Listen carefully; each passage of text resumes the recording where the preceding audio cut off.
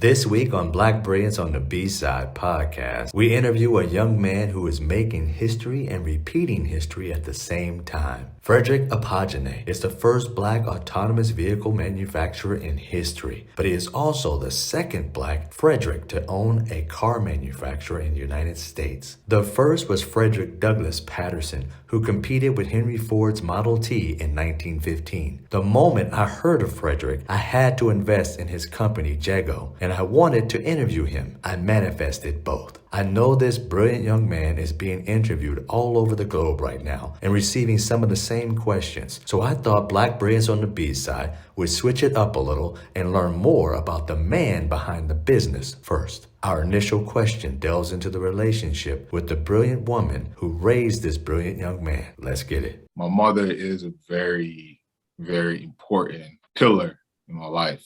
Very important. That's where that comes from, because I know the importance of women in households and businesses and organizations, and in life. First of all, life starts with the woman, and life in life, the closest bridge between the physical world and the spiritual world is a woman, right? Mm-hmm. So my understanding of that on the spiritual side and principle side helped me, have a better understanding of myself. When I understood women better, I get a better understanding of myself. And obviously I'm still learning, but it came from my mother. My mother was an entrepreneur herself.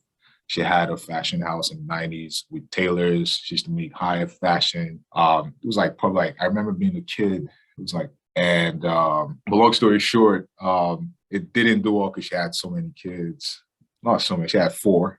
Okay. You made it seem like she had a litter, like she had 18 kids. Some people say 4 is some people do say 4 is a lot, so that's why I said so many. But in Afghanistan it is, in general, really it's not. It's 2 boys, 2 girls. So but long story short, yeah, that's my grandmother was also an entrepreneur. My aunt was also an entrepreneur. Wow. Is an entrepreneur, has a successful education business school, a private school. My grandmother had her own restaurant, wasn't, a big restaurant or anything, but she was enterprising.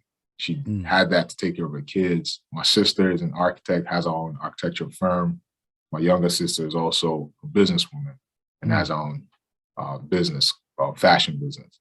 So my wife, again, as well, as you had mentioned earlier, also a great businesswoman as well. So I'm surrounded by, excellent businesswomen, excellent Black businesswomen. And that's inspiring. It really inspires me. They're my muse. And, that's the foundation. My mother, her story, she became an orphan by 18 and she had to take care of herself and her brother. And I can imagine, even until today, I can imagine like how that was for her emotionally, mentally. When she came out, she didn't stray. She went to college, did everything. And that's resilience. And, I know the value that she brought to my life from supporting my career, and just encouraging me. She still is a very strong pillar in my life. She's now a bishop. I've watched her climb up from being a pastor to a bishop. And that's her personal story and personal journey. And just proud of her, just in everywhere. When you decide to travel down the road of blazing your own path, it helps tremendously to know your purpose. This is what Frederick and I discuss next. What is his purpose? When I really discovered my purpose, my why, while I'm here on earth, I was in New York at the time. And it was actually the point of adversity, switching from I always had a business, but I always also had a corporate job that was at that time, because I was an immigrant, I always wanted to have something that was secure. But long story short, I discovered my purpose in 2015. That was when I discovered my purpose as an adult. But from my understanding, when I hear my mom share certain things from my childhood and the things I would tell her, I can't say some of those things because it's still personal. I want to wait for it to, it's already happening and it's happened. Yeah. But I've always had I've always had a sense. I mean, it's shocking when she says it because I'm like, yeah, that's really, so this has been in me the whole time, basically. That's what she said. And, speaking of my mom, she's really proud of me. And she shared how she's watched the journey and she's literally thanked, God for sending me through her. And that made me grounded when she did that, because I know my history with her. I wasn't the best kid in the sense of, because I was adventurous. So now when you talk about purpose, let's go back to how I was. I was adventurous. I grew up in a manufacturing. Our family business was always building either houses, bespoke furniture, metal related projects, architectural finishes. So, and we had a factory. So I spent a lot of time outdoors. I always loved shadowing my dad. So I've always had this sense of purpose and sense of I want to contribute to family, first of all. It started with family, being a great resource to family, contributing to family. And then over time, I started to learn more about history in school. I learned about our history, the little bit that it let us see. And, I love government. My government class was great. However, I learned over time that in government, there's certain limitations if you wanted to have impact. And for me, where I'm from, Nigeria, the government was one of the most corrupt institutions. And I saw how bad it was, and I knew it wasn't their fault. I was young, but I figured it out quickly that these guys are puppets. And I was like, I can't have, any real impact or change if I'm a politician. So I was actually, as a high school student, I wanted to get into politics to change things. I envisioned being the president at some point or something, because I just wanted to create change. I knew I had this vision of a better futuristic Africa or Nigeria, right, at the time. And over time, what really happened is when I started traveling. But before I even get there, I read a book at the age of 16. It was The Alchemist, and another book as well. I can't remember the name of the other book. But long story short, what those books put into my mind was, one, whenever you face any adversity or any incident that happens in your life, you have to take responsibility. I was afraid that you must take responsibility for whatever happens in your life. No matter what, good or bad, you had a role to play in that at some point. So reflect on this. So that was 1. 2, forgive yourself. 3, take action. So that was the beginning of me literally writing. I started building systems from reading. I started reading so many books. I realized oh, wow, the key to, unlocking and taking control of my intellect and my mind is in books. So I started just running through books. Those 3 key things that I mentioned gave me the foundation of approaching life. And again, I was playing basketball at the time. So basketball was actually a big piece of my foundation. Controlling self, being control of oneself and mind. Because even though you're working with a team, in order to contribute to that team, you have to be solid yourself. Like it's you yourself have to be solid. You can't blame your teammates, anybody else. Obviously it does happen, but it starts with what can you do differently? Because there are times I don't know if you play basketball, I'm sure if you play a sport or any of, and I'm not sure what sport do you play? I played basketball, but I wasn't like all that, but I played it. I love it. Right. Yeah, I love it too. I wasn't LeBron or anything like that, but I just love the game. And I went from not being able to play to dunking and doing all types of funny things on the court, interesting things rather. Right. But long story short, it gave me the foundation of being able to be consistent, showing up daily, work ethic, working with a team, and working towards something. And I also started coding around that same age, officially around like the age of 15, 16, at the Microsoft IT Academy. So all these things were happening at the same time. Now, this all happened because of your dad. Your dad put you into this Microsoft program academy. Yes, and, he did. He didn't want me playing basketball. He didn't want me playing basketball. That was actually, so it was happening at the same time. So he didn't like how much time I was spending on the courts, because you're exposed to all these different people, which I was. And they helped me because I didn't turn out. I learned from them. But long story short, that was the foundation. I wanted to talk about that part. And then throughout college, I remember this statement in college. I said to myself, I am going to keep myself very busy in college because I know I will have a very busy future as a businessman. So again, these are things when I look back, it connects and it makes sense. But there was something, an inner guidance. And I say till today, I do have a divine guidance. Books come into my life at certain time when I'm seeking answers to certain questions. People, resources, and things of that nature. And we all do have divine guidance if we choose to listen, right? Just like you said, we all have, every single one of us has something special. I wasn't born with all these things in me at once, just like a seed, right? the mango tree or the mango seed has the mango tree in it, but you have to cultivate it. Exactly. Right. So that's, how it started for me. And then when you fast forward, from my business journey and things, I've always had a what, right? Because this is going back to, I've always had a what that I was doing. Right. The why didn't kick in clarity, right, until 2015. Nice. In the last segment, he mentioned knowing your why, and we delve into Frederick's why now. Our why is connected to source, right? And that's why your why is kind of like a compass.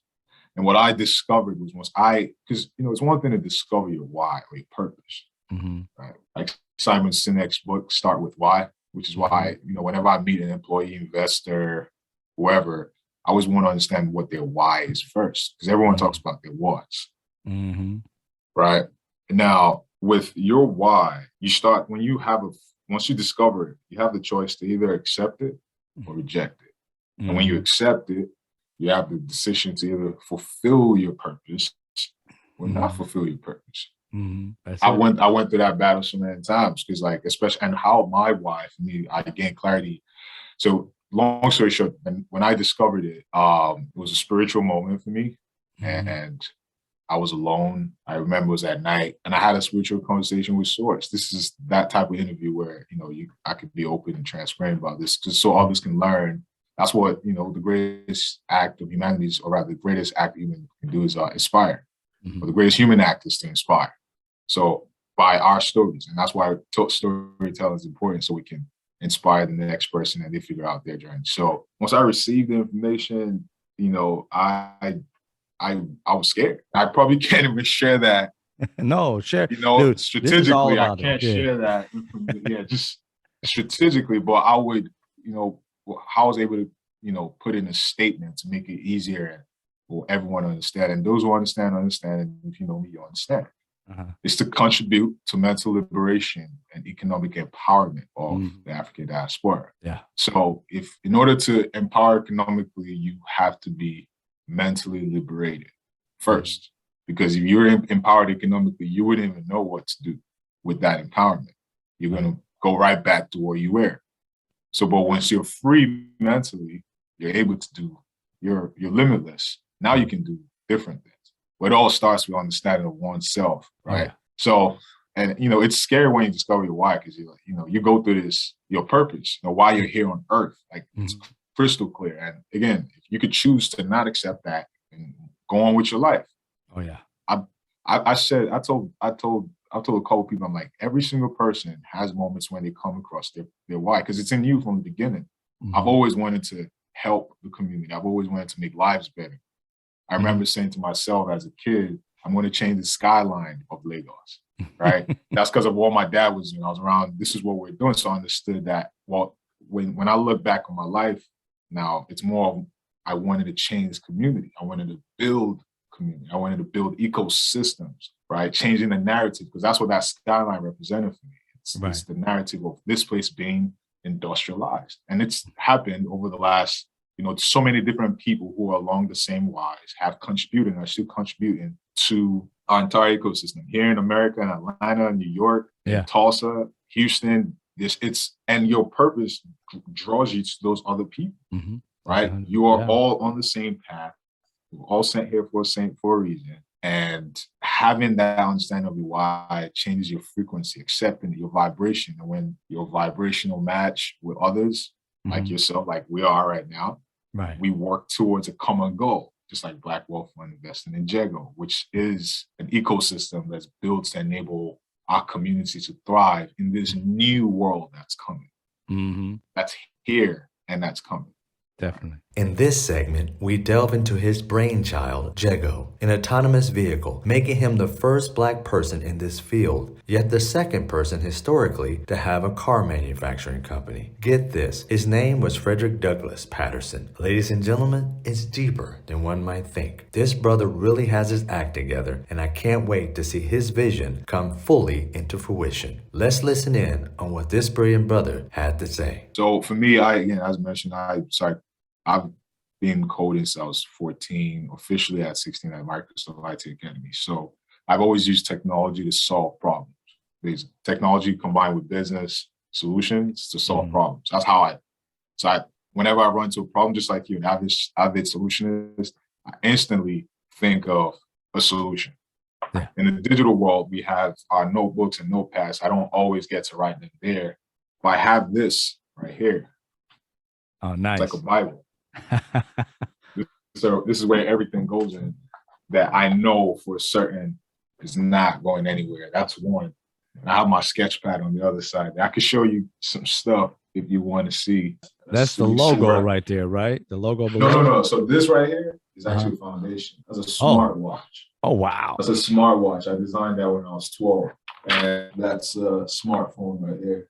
Yeah. But I'm talking about isn't the wings, isn't that the above average logo? Oh yeah. That is. I was 12. So it's been there for a long. So foundation, above average logo. You've definitely done your research. So so I wanted to show that first to show this is how I am. Yeah. So as a Black person, so, and this is why the work that, again, going back to why mental liberation, I had no representation. Frederick Patterson's story was hidden. I always wanted to build a car company. I've loved cars my whole life. But I didn't think it was possible as a Black person to do that until, Elon Musk's story. And I saw how Tesla dominated. And I was like, okay, we could definitely give it a shot, because if he came in just because I never, before Elon Musk or before Tesla, because, Tesla was founded by two other founders, but Elon Musk was able to commercialize the product. Yeah. Before him, there wasn't any necessarily another new company that came into the space and was able to dominate. Yeah. And what they were able to do was combine technology, right? Software, hardware, IoT solutions to kill the game. Yeah. So everyone else was looking at them as an automobile company, but they were building tech ecosystem, or are building tech ecosystem. Right. So that's the difference between, or rather, that's when we talk about Jégo, how did it start, right? I show that to show that's how I approach problems, right? So when I came across in 2018, I lost a cousin to a car accident, right? Sorry to hear that. And it took the EMT and police 4 hours to get to him. So he basically had no chance to survive. And that was when I was already working on IoT solutions. I already built smart city solutions. And I already had a company called Scissors at the time that was focused on on-demand services. And for me, it wasn't necessarily we weren't focused on the service, but more so the infrastructure and the software to bring whatever it is that you needed to you. It started with grooming, but it was always bigger than grooming. Grooming was a low-hanging fruit because that was a personal problem I was running into. Again, with my barbers not having, I was a busy man who was traveling, and I needed a barber to come to me because every minute mattered, especially in New York. And there wasn't anyone doing that at the time. So, but I was focused on the solution, right? And we partnered with WeWork. We had a lot of traction, and then COVID happened, and things were brought to a standstill. Yeah. Even with this software company that I thought was, and I have another above that, which is still running, right? Above that has never been impacted by anything because it just builds software, right? And no matter what type of software, the team builds it, so it's never been impacted. But with Scissors, I never saw that coming because there was a brick and mortar piece attached to that, or people. That was where the question mark was, again, Avid Solutions. So I combined the experience from 2018, which I already had. This was the first sketch in 2018. Oh, nice. Nice. Look at that. All right. It's the inside, again, raw. It's raw. Love it. So when my cousin had passed away in 2018, I was like, I already knew of robotics and driverless cars and driverless car technology. It wasn't mainstream. Again, I spent a lot of time on building and understanding what's coming. I also trade stock options, and I invest in a lot in EV companies. And, so I wasn't just investing, I traded stock options. And, you know how risky stock options are. You have to have data. So I was always skimming at data and seeing a lot of data on the industry. So at the time in 2018, the market wasn't ready for driverless vehicles. So I saw it more of a 10, 15-year plan. I was going to put it under Scissors, right? Or partner with a company actually do it. And then 2020 came about, and I was like I noticed how the businesses, there was over millions of businesses that died globally. And the businesses that couldn't thrive were those that didn't have access to their own logistics infrastructure. Okay. Right? Being able to bring their bring their products or services to their customers. And that's why platforms like DoorDash, Amazon, and the rest thrive, because they had a logistics infrastructure that they controlled, which is great. However, Amazon competes with its own merchants. Definitely. My in-law is an Amazon seller, and he's confirmed that and showed, like, I'm not going to say much about Amazon on this call. I say, yes, Amazon. I mean, everyone knows this is public information. This is public information, and this is business. I mean, I don't think on a platform. I'm a platform business model architect in the sense of marketplaces, facilitating transactions, and I think it's unethical what Amazon is actually doing, because they have derived great value from these merchants and sellers, which was what the platform was created for. And they've used algorithms to compete with these merchants. There should be a no compete clause with Amazon. There should be a big. It is a problem, because if I was to build a product, not me, but what merchants have said. Again, this is not my statement. This is what contacts people. The public says it's in papers. It's everywhere. You create a product that's thriving. Amazon's algorithm or team finds out. They'll create a replica of that, sell at a cheaper price, and there goes your business. That's hurtful to the masses, because as businesses, we create products, especially in today's age. Are we thinking about building products that impact or increase the income for the masses, which goes back to Jégo again, right? For businesses, because small businesses especially are the backbone of every economy. So we saw that businesses were going out of, all these businesses were going out of business due to the lack of these infrastructures. So I knew the power of driverless technologies. Again, I already designed this. I already was very familiar with the space. I knew where things were going. I'm very familiar with the industry, have a lot of manufacturers and OEMs as contacts. So I've built relationships over the years, worked in the industry as well, and was shadowed. My mentor is an Italian designer who's worked with Lamborghini, Porsche, and Ferrari. And there's an announcement about Italy coming up soon, since you're an investor, and I'll share that with you. But I knew I had a competitive advantage, one, about my insight on the industry. And I kept waiting to see if someone else was going to deploy, but no one did. That's good. No one did. I mean, I went to driverless manufacturers, companies, to partner with them. I'm like, you're not doing anything with this vehicle. Yeah. Right? Yeah. I could do something with this, just sitting there. I know NHTSA is not going to let you drive these things for hundreds of miles anywhere. I want to use them for commerce and business. Let's partner. Right. I changed the whole design on the inside and outside and all that. And, this was years ago. Again, the market wasn't ready. People thought transportation is the first thing. I'm like, no, commerce and logistics is what we can use to drive the adoption of AVs. Adoption, get them comfortable with it. Most people, we have two AV cars that drive themselves, level 3 and level 4. My wife drives an EQS. I drive a Mercedes truck, but they both have driverless functions. I love to use the driverless functionalities. Right. Because one, it's more accurate than human driving. It sees everything around. It has the sensors and you can see around, right? Yeah. And it's safer. 94% of car accidents are caused by human error. Right. I mean, again, I lost a cousin to a car accident. Right. Human error.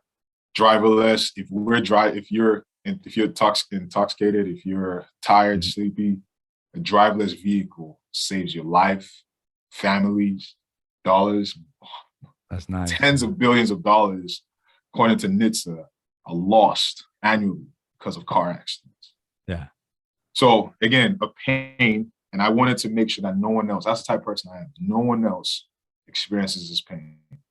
If you want to heal yourself, heal others. That's my mindset. If you want to become wealthy, make others wealthy.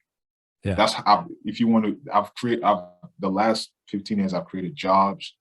I've created income sources for people. Yeah. And Jégo represents the opportunity to do this on a platform that's automated and decentralized. We're creating new income revenue sources with the Jégo pods. This is 3D printed. Oh, nice. This is a 3D printed, so you can see. Look at this, man. It's like the Jetsons, bro. So this was the first one. Nice. This is a wood one. Look at that. Now, this isn't his first company. He has a tech company that builds apps. So if you need something done, it's called Above Ave. Let's hear more about this from him. That's what Above Ave is. So what we've done is create an innovation lab that can build software applications from web apps, mobile apps, augmented reality solutions, and so if you're familiar with augmented reality, that's with the, using augmented reality, CGI images that you project in your reality, which I am more of a fan of than VR. VR is great, but I believe the future, when we talk about the metaverse will be powered by AR because it will be overlaid. I mean, there will be the simulated environments, certainly, but it will be more powerful with AR. I believe that'll be the next phase. And, we have plans with that with the Jégo pods as well, with vehicles, because with driverless vehicles, it presents the opportunity for productivity and entertainment. Entertainment side is on every glass in the vehicle can be used for entertainment. So nice. We have plans, and as investors, you definitely hear more about that soon. But Above Ave is a technology partner to a lot of startups and businesses. And so again, like you mentioned, I am fortunate that I have multiple skill sets in the sense of being able to build, code, operate, run businesses. And there are people who don't have those pieces, right? However, what I always encourage those people is to team up and partner with others who do have those strengths, so that you can, manifest and bring your vision to life. I'm a my wife says I'm a master manifester. And just like you said, I have all these things around me because that's the rule of manifestation. You have to see it constantly. You have to believe, breathe, all those things in order for it to come to life. It becomes real first. Keep myself surrounded with a lot. Keep yourself surrounded with it. That's my, you see the sticky notes? Yeah, I see sticky notes, man. Look at that. That's this brother really puts it down. Schedule. It's insane, man. Oh yeah, you got no negativity. Dude, I'm telling you, that's me. I have a thing. I have this thing called hustle muscle. It's all about Kobe. There you go. And on both sides. In this last segment, we delve into the comparison of the two Fredericks, Frederick Douglass of 1915 and Frederick Akpoghene of today. Both are history makers, and this segment dives deeper into his revolutionary vision of Jégo. We'll find out more of what to expect from him in the future. Everything is symbolic. I did, you're referring to not Phil Jackson. No, Tim Grover. Tim Grover. Tim Grover. Yeah. Tim Grover, yes. One of my favorite authors. I mean, Relentless, I've read that probably like 200 times. And I read the other one, Winning. Like Jay-Z said, following my footsteps, you can't fail, right? And we're talking about the first man you started with in this conversation was Frederick Patterson. Frederick Patterson was a trailblazer, a great man whose story should be echoed around this world. And especially in those times where Black people were really suppressed, and he still was able to build an automobile company that rivaled Ford, Cadillac, and others. Yeah. And his company, ended up not doing well because of lack of funding, which is, again, back to where we are as a company. We can sustain this as a bespoke operation, which is what ended up happening with his, because apparently it stayed out to like 75 years. But that's not what we want to do. We want to create economic empowerment.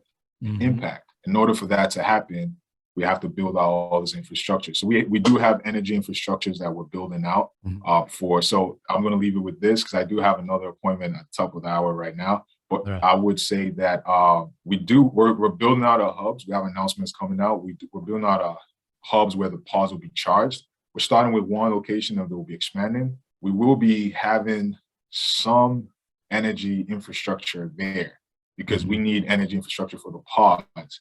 But the energy infrastructures have to be built out prior to communication protocols, mapping the routes as well. While our pods in the manufacturers right now, and the ADAS, that's the brain for the vehicle, is being developed as well. The beauty of it is we have our own chargers, our EV chargers, right? That we partner with a manufacturer to create, and they're ready, right? So other EV owners who are the typical demographic target for Jégo we'll be able to use our EV chargers. So now we're getting them into our ecosystem, right? Think about books with Amazon. We get them into our ecosystem and build that relationship with them before the pods get on the road. All right. Which makes the customer journey longer, retention better. Right. And again, driving the adoption of electric vehicles and autonomous vehicles. So Jégo, again, similar to what Frederick Patterson had done, we're building something that's groundbreaking, that's, like people have said, that's actually going to create a new ecosystem that others follow. This hasn't been done before, but we're confident that this is how we create one of the ways we create economic empowerment, being able to automate logistics networks, being able to allow businesses to earn by having our energy infrastructure in their parking lots, right? Unused parking lots. You drive around the country, anywhere in the world, there's so much unused parking spaces. However, right now, there's Ford, for example, with the Ford Lightning truck, Mercedes EQS, you have Tesla, as everyone knows, you have Hyundai, Honda, Nissan, everybody has EVs that they're bringing out. But there's going to be 1 million Ford electric vehicles by 2025. That's their target. And every other company, any of those large giants, want to sell at least 1 million. In order for it to be profitable for them, they have to sell it. It's not if they're shifting. We're no longer wondering if they're going to shift. They are shifting. It's already happened. It's now a question of, do we have the infrastructure on the communication energy side to support this boom that's coming? It's actually it's chaos when you think about it. If for example, in the US, it's 150,000 gas stations. Right. It takes on average 5 minutes to charge, pump your gas. With EVs, it takes on average 2 hours to charge a car. So you need to be productive with that time. You need to be able to do things with that time, whether it's having a EV charging station where you can do other things such as buy a drink, or purchase a product, work on your laptop, have a meeting, right? So we have announcements on our hub coming out soon that will be supporting these things. So definitely, as an investor, you've had certain insights on these things, and we're excited for where we're heading as a company. We have raised money from angel investors, and we have the Start Engine that's live. So that's startengine.com/Jégo. If you're not following us, you can find us on Instagram, Jégo Technologies, and you can find me on LinkedIn, my full name, Frederick Akpoghene, and you can find me on Instagram, Above Av Mind. I know you put this in the description and stuff. I just want to make sure. I love it. I love the fact that you gave that information. I was going to give it as well. The idea, man, like, again, I'm closing this out for you because I know you have to go. I just wanted to let you know that, and part of history that we've had, you are a part of it, a huge part of it, and repeating it in a positive way. I'm grounded. Yeah, grounded. Yeah, I'm grounded. Thank you. And like I said, with Frederick Douglass Patterson, and how now it's Frederick. I'm trying to get your name. Kewe Akpoghene. Hey, wow. I'm trying. Yeah, nice, thank you. Yeah, exactly. So I'm trying to get it right. I just found I did my DNA test not too long ago. I don't know if you believe in those things, but I turned out to be Nigerian. Yeah. A high percentage, 48% Nigerian. So yeah, that's high. I'm tapping into it. That's high. I'll love to host you in Lagos. I was just with my wife in Lagos and my family. So in December, it's amazing. There's so many. I have friends who are working Wall Street. A lot of people over there. A lot of my American friends were there. I was like, wow. Yeah. I ran into people that I didn't even know were there. So one thing I would say, there's a lot of migration that's going on, but also just the bridge. Yeah. That's part of the purpose. The bridge. There you go. That's why I exist. That's why I exist. That's part of why I exist. We are the bridge. So that's the connection that I have with you, is that when I listen to you, I was listening to myself. And when I heard that, I was like, wow. Because the idea, not about I did programming as a kid, but that wasn't the thing. The thing was just more the spiritual thing of being able to say, I am the connection between being able to bridge the gap, not the wealth gap, and also the idea of letting people know how they work, how much they're worth. From the very beginning, we were brilliant, and we've lost that because of whitewashing things and so forth. Distraction. But exactly, distraction. And I'm trying to bring that back, not only just the feeling of it, but also the economic part of it, bridging that gap so that we can build wealth. If people look at history, they'll start to realize, if you can think about it, almost every industry Black people have created. They may not have been the master of making the money of it, but they didn't make the lion's share of it. But if you're looking at hip hop, rap, you're looking at, pioneered almost everything that makes billions of dollars, but we don't own the master. So that's the thing about, for me, that's what Black Dollar Fund is. I invest only in Black people. And on the top of that, I don't take that much percentage of anything, if anything at all, sometimes, because I want to build wealth with them. And in the process, I build wealth. It's like you said before, helping other people get wealthy. That's how you get wealthy.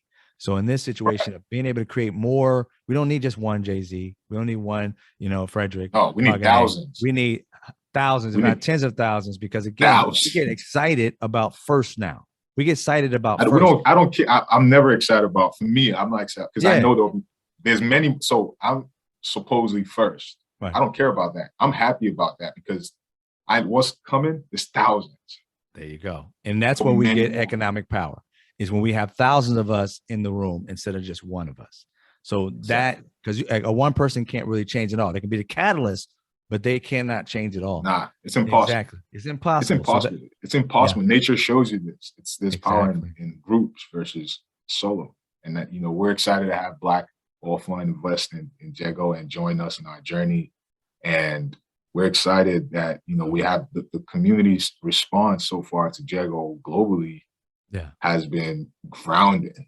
It has been inspiring, and has given me renewed purpose to keep going. Just making sure, purpose is always going to be there, but just that fire is just, waking up like, okay, this is a responsibility. Like, representation matters, and that's the work that we're doing. Well, thank you, brother. You are a true inspiration. Continue being you. Just by being yourself, you're inspiring a whole new generation. And even those generations that are even your age or older, they're still looking at you and saying, go, brother, go. We can't wait for you to be the most successful that you want to be and be happy in what you do. And I, as an avid solutionist myself, I look up to what you're doing. And not only that, I pray for you to reach whatever it is that you choose to reach in life. Whatever you put your mind to, I want you to have an abundance of it. And that's what we're going to kind of leave out with. We're going to leave out with because you're symbolic. We're going to leave out with people letting them know this man's name means a lot. And I know you already know this, your name, but the Kewe part, God's gift. We got the Akpoghene part, risk taker, wealth, shyness. Your first name means peace. So I'm like, man, this brother, you represent all those. And it's odd that I don't not often see that with a person's name, that they represent it automatically, innately. So it's like a part of you. And I don't know if I know you didn't do that. You got to be yourself, but you represent your whole name, and your parents, they may not have known it, but man, it was just placed on you, and you represent it very well. And I thank you for joining Black Brilliance on the B-side. I am a proud investor. You guys, you got to go check out this Jégo on Startup, invest, because again, the only way we're going to rise as a people if we start investing in our own. And the only way we're going to create wealth is if we start to own the majority share in our businesses, so that we can pass it to our families. So, man, thank you very much. Sir, I really appreciate it. I'm grounded. Andrew, man, this was a great conversation. I really appreciate the time. And I definitely let's stay in touch. Definitely. Shoot me your cell to my email or LinkedIn. Yeah. I definitely want to continue the conversation. Definitely. Man. I'm gonna continue promoting you, brother. I always promote Black Brilliance on my TikTok. Everything as I grow, you'll continue to be a part of my mindset, and helping out. Yes, please. Thank you. Definitely, you got to succeed. Definitely. Thank you, sir. I appreciate it once again. Take care, brother. You have a good one. Be safe. All right. There are a few key takeaways. One is to always follow your purpose and follow your why. These two things will help guide you towards your destiny. One additional thing I personally took away from this is to manifest things I want in my life, speak them into existence, and surround myself around things that motivate me to achieve the goal I desire, like placing my business logo on my wall, wearing clothes that support my vision, journaling the life I want to live, making it a reality before it actually is, and most importantly, always, and I do mean always, stay grounded. I'm Andrew Weaver, and you just listened to the Black Brilliance on the B-side podcast. Take care.